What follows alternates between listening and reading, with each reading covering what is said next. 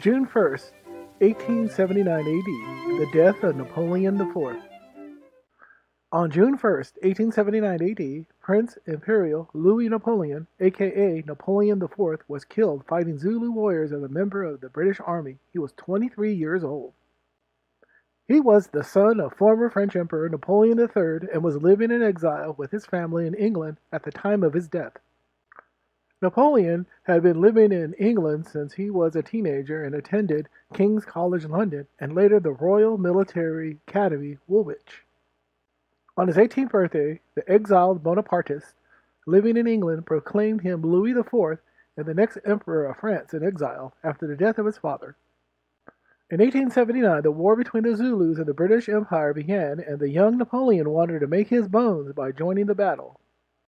His mother, Empress Eugenie, naturally didn't want her only son and heir to the House of Bonaparte to go off and possibly die in Africa, begged him not to go. But after pleading with his mother and writing to Queen Victoria, who wanted to marry off her daughter Beatrice to him, despite being a devout Roman Catholic, gave him permission to fight the Zulus. When Napoleon arrived in South Africa, he was placed under the command of Lord Chelmsford, who kept him in his staff and had a watchful eye on him. After a while, he was sent to Colonel Richard Harrison, who had a French-speaking officer, Jalil Carey, take care of the young Napoleon, who was eager to see some military action and had him participate in his scouting trips to search for Zulus. On June 1st, 1879, Carey and Napoleon, along with several other scouts, were searching in an area deep into Zululand with very little military support before they were spotted by 40 Zulu warriors who were doing their own scouting. The warriors attacked the scouting party. Napoleon's horse ran off before he could mount it, and it dragged him about 100 yards before it let him go. The Zulus were screaming at him and yelling, scaring Napoleon, who drew his revolver and ran, but they eventually caught up to him. Napoleon was struck in the thigh with a spear, but he yanked it out.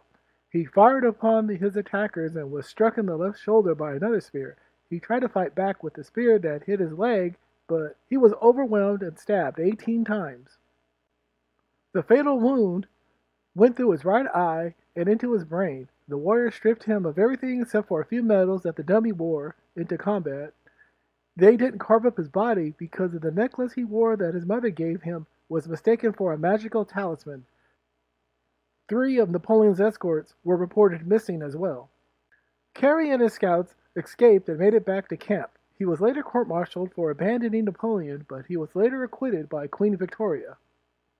When news of Napoleon's death reached Europe, rumors began to spread that Queen Victoria set him up so that no more Bonapartes could be running around Europe trying to resurrect the French Empire.